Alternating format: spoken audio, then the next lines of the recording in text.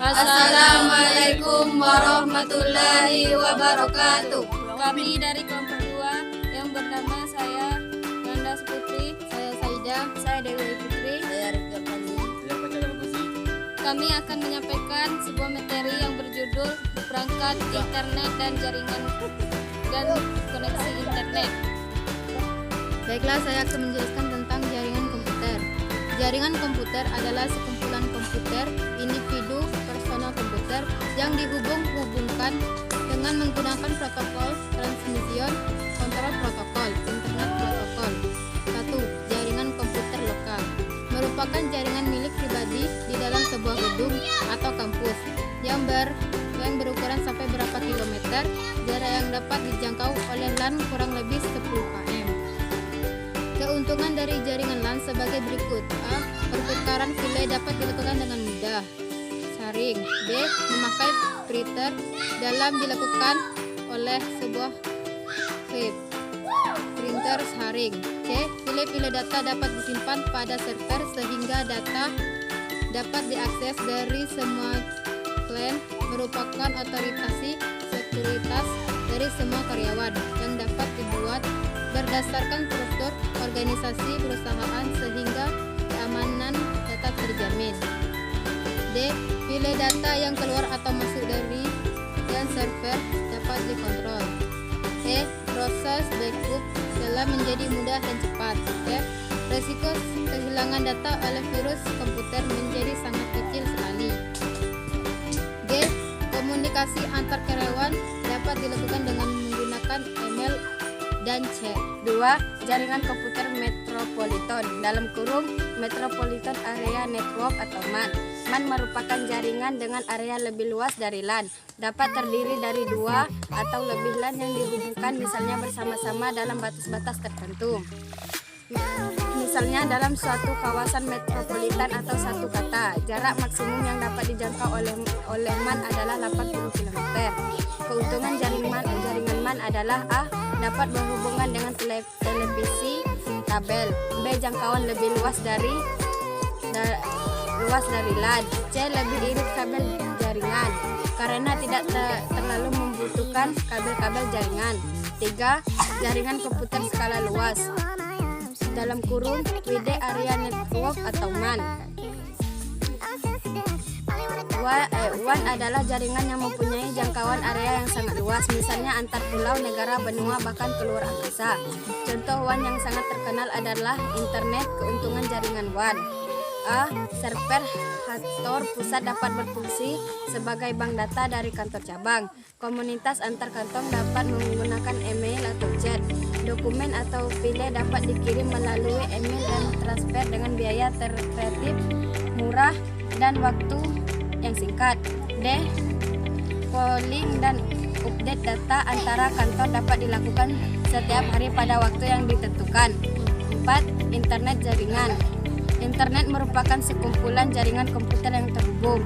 Untuk membangun sebuah jaringan internet membutuhkan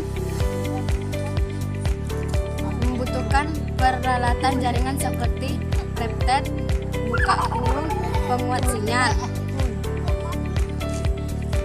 G. Dalam kurung penghubung antar jaringan.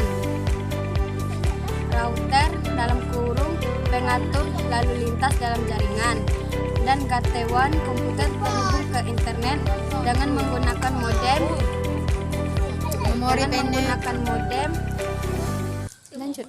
Yang terkoneksi ke sebuah internet server Vertex dalam kurung EISP. Saya akan menjelaskan perangkat keras jaringan berdasarkan jenis hubungannya.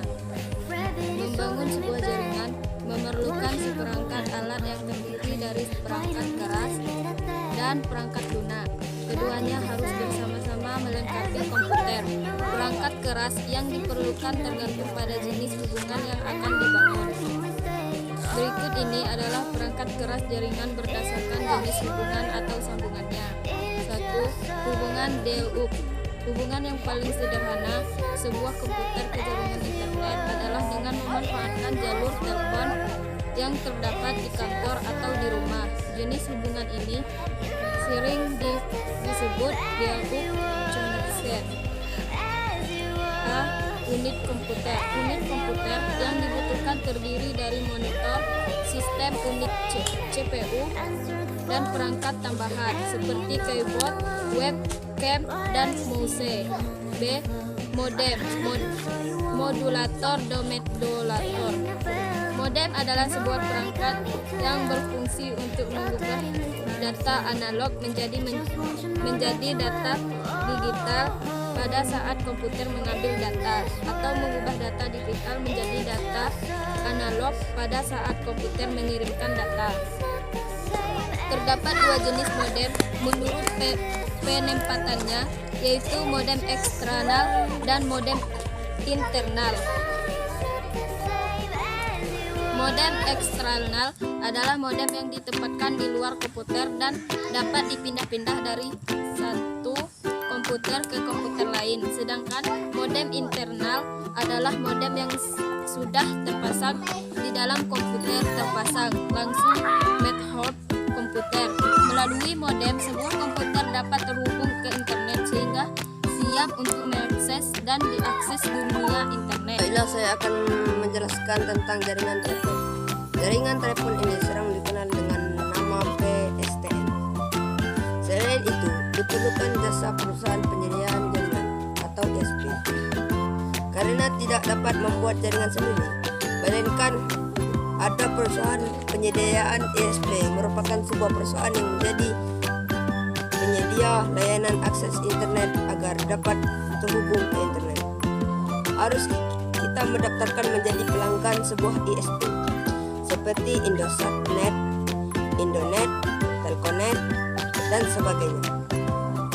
Pada saat mendaftarkan ke ISP, maka ISP akan memberikan sebuah username atau password yang akan digunakan agar mengakses jaringan internet melalui ISP. 2. Penghubung liaison LAN. Jika diartikan selintas, last LAN adalah jalur yang digantikan fungsinya menjadi jalur internet. Hubungan ini menggantikan fungsi jalur telepon menjadi jalur internet, sehingga kita dapat mengakses internet selama 24 jam sehari secara permanen tanpa harus menggunakan dial-up untuk koneksi ke jaringan maupun melakukan disconnect untuk memutuskan jaringan dengan internet. Pada jenis hubungan ini diperlukan perangkat lain yang dinamakan router. Router ini adalah jenis khusus dari komputer yang secara dasar mempunyai komponen yang sama dengan komputer, yaitu CPU, memori, sistem bus, dan sebagai perantara input atau output. Namun, router ini didesain untuk fungsi khusus yang tidak ada di dalam komputer, seperti menghubungkan dan menentukan jalur terbaik yang untuk mengirim data dalam jaringan seperti juga komputer. Router memerlukan sistem operasi yang menjalankan program aplikasi. Router menggunakan Network Operating System atau iOS untuk menjalankan file in progress. File ini berisi instruksi dan parameter yang mengontrol alur lalu lintas data melalui router tersebut. Hubungan adalah sama dengan hubungan liaison LAN. Perbedaannya terletak pada media yang digunakan. Jika liaison LAN menggunakan kabel telepon, maka PDS menggunakan gelombang radio untuk mengirimkan dan menerima datanya. Alat pemancar dan penerima gelombang berfungsi untuk menerima gelombang data dari jaringan internet, kemudian diteruskan ke komputer kita melalui router. Kemudian selain itu alat pemancaran ini juga berfungsi untuk memecahkan gelombang data dari komputer kita menuju jaringan internet melalui router. Oleh karena itu, keberadaan alat pemancar ini sangat penting dalam sistem hubungan wireless tanpa alat. Hal yang harus diperhatikan untuk menggunakan hubungan wireless adalah hubungan ini rentan terhadap cuaca. Pemakaian hubungan wireless baik digunakan jika hubungan melalui kabel sudah tidak memungkinkan. Baiklah, cuma itu yang dapat kami sampaikan. Wassalamualaikum warahmatullahi wabarakatuh.